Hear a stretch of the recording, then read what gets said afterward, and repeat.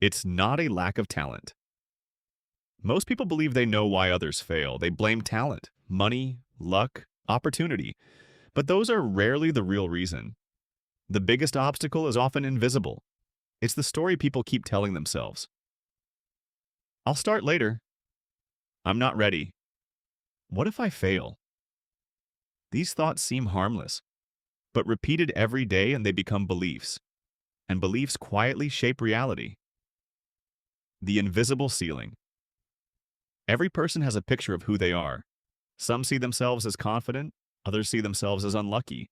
Some believe they can grow, others believe they have already reached their limit. That picture becomes a ceiling, not because it's true, but because the mind tries to protect it. If you believe success isn't for you, you'll avoid the actions that create success, not on purpose, but automatically. Fear wears many disguises. Most people think fear is obvious. It isn't. Sometimes fear looks like procrastination. Sometimes it looks like perfectionism.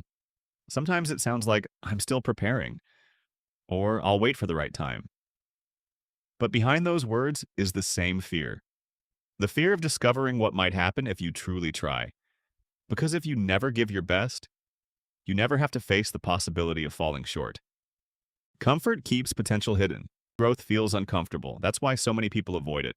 They choose familiar routines, familiar excuses, familiar results. Comfort feels safe today, but over time, it becomes expensive. Every day spent avoiding growth is another day your potential stays hidden. The tragedy isn't failing. The tragedy is never finding out what you were capable of becoming. Change begins with identity. Most people try to change their actions.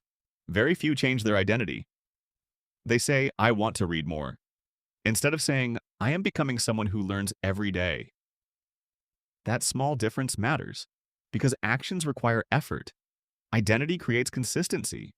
When your identity changes, your habits begin to follow. And when your habits change, your future changes with them. The final truth. Your potential is not locked away by the world. It's often hidden behind the limits you've accepted, the beliefs you've repeated, the fears you've protected, the comfort you've chosen. None of those are permanent. They can all be challenged, they can all be replaced.